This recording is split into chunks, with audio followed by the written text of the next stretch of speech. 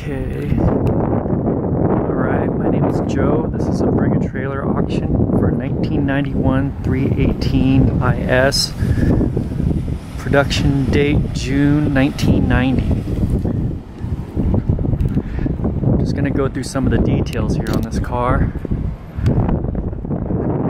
Start with the interior. The interior shows nicely. Dashboard was replaced this year. This car was purchased by me in November of last year. Everything works. There's been no speedometer braking, any issues like that. We have a suede steering wheel with M stitching here with the red centering position here that I wanted. These are 1 Series floor mats that fit perfectly. Turner Motorsport pedals for the grip or looks or whatever. 3-gauge dash pod kit. Voltage, oil, water, they all work. Vents work. Alpine stereo I installed. Bluetooth, MP3, all that stuff. All the vents, everything works. Everything electric works. Besides this here. Alcantara suede shift boot.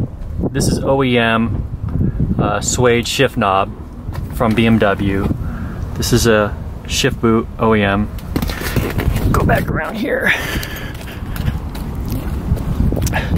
The seats were rebuilt, rewelded, and restored about 5 months ago. These are BMW Motorsport red seat belts with the OEM part numbers on here. Very hard to find.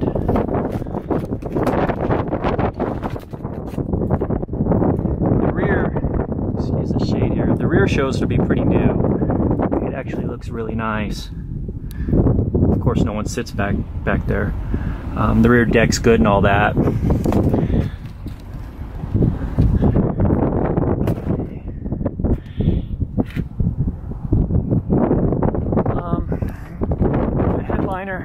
It's a little bit of shrinkage in there from the heat. This car was in the desert for a few years. I don't know if you guys can see all that. It looks pretty good, but there is some shrinkage from the heat. Let's see besides that.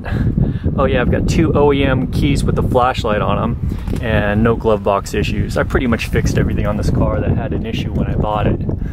171,000 miles original. No odometer issues. Okay, problem area here, these door seals, these shrink over time here and they slowly constrict over the last 27 years. So what you do is you just get a extra piece from the junkyard, put it in there so you don't lose air. Now I know you think that I'm probably some cheapskate, but these are 300 bucks and I was spending money all over the car and I just didn't have, you know, 600 bucks for 2 door seals, but they're sealed and they work pretty good. Would I like new ones? Yeah, but I don't know. I guess I needed red seat belts.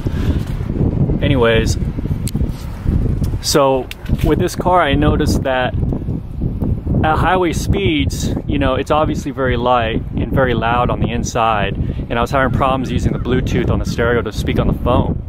So what I did is I took the whole car apart and I added non-asphalt sound deadening, which really quieted down the car. And partially what I wanted to do was add sound baffling, and acoustic material to all 4 speakers. These are just $29 speakers, but it actually sounds really good just because of that. And it's tolerable to speak on the phone or whoever's in the vehicle with you when you're, you know, at 4,500 RPMs on the freeway.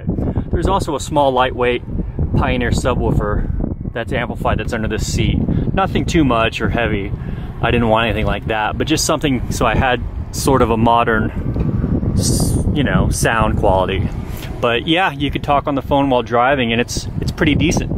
So I guess we'll go to the exterior. There's not much else I can think of at this moment. This is the engine, it's stock. We stripped and reblasted the valve cover and the intake manifold. This is a Garagistic strut tower bar. I don't know if it does anything, but it looks pretty cool. All the belts, all the maintenance has been done. The previous owner did all the cooling system in 2015. Let me go around to the side. What they call the mess under the intake is a bunch of silicone hoses that crack over time. Those were all stripped out and replaced with the silicone hoses similar to this one here. They're all high quality silicone, which should last basically forever. And you know, I changed out the fuel injectors from the single pintle BMW ones to the Ford Mustang 19-pound injectors, which just give it a better spray pattern and just make the car more consistent. And all the gaskets and everything else were replaced, which you know, helped the starting, all that stuff. I put in a Viper alarm, which covers all the keyless entry from BMW. That still works. So I'm gonna shut all this stuff. And yeah, I took this car on a 1,000-mile trip, and it's idled in 100-degree weather with the AC blasting with no issues. So it's a pretty nice vehicle. This is the trunk, nothing to get too excited about. It's got the toolkit here, or most of it. This is the original spare tires. And yeah, it's a black car, so I got my cleaning supplies here. But yeah, pretty basic. So this car was resprayed at Fender Mender in Encinitas in February of this year.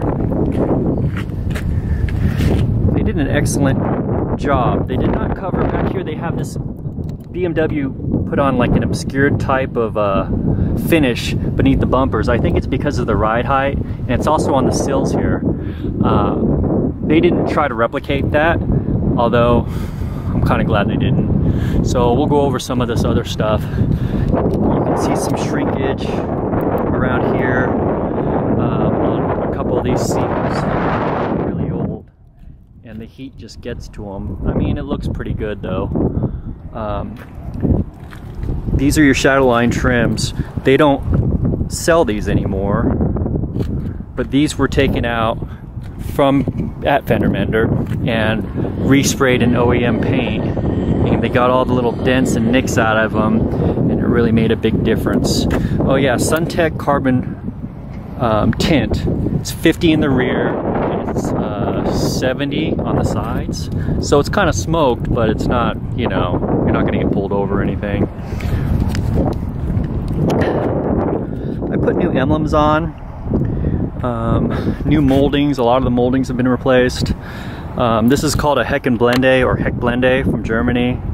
They use these in like Eastern Europe for safety, I guess, because the roads aren't as well lit as they are here in America. This might be a little off center too, because I had to take it off and put it back on.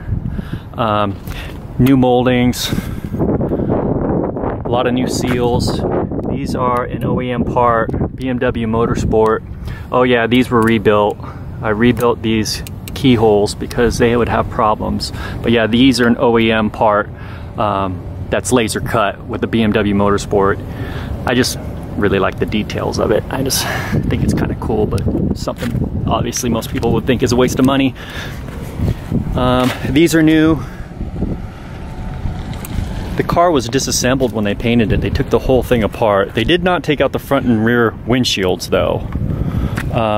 These are Euro fronts, grills, Euro smiley lights they call them, which are pretty cool. That's Laminex on the front, which is like a slight tint. I don't drive the car at night, so there's no like Darwin's theory thing, not having covered up lights, but that obviously just pulls right off.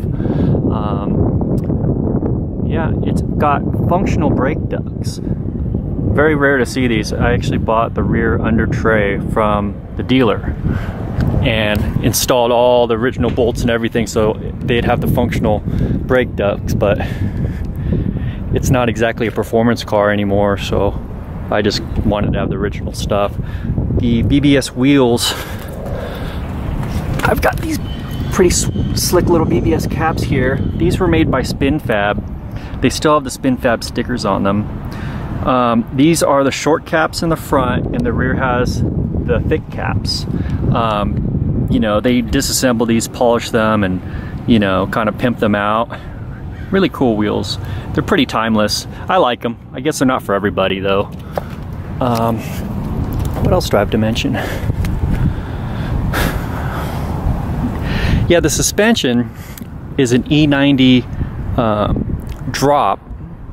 The upper strut mounts, and then Bilstein and H&R. It's not too low, and it rides on the highway pretty well with no issues. This is a brand new spoiler from BMW because their old one was cracking in the sun. And that's pretty much it. Stock exhaust.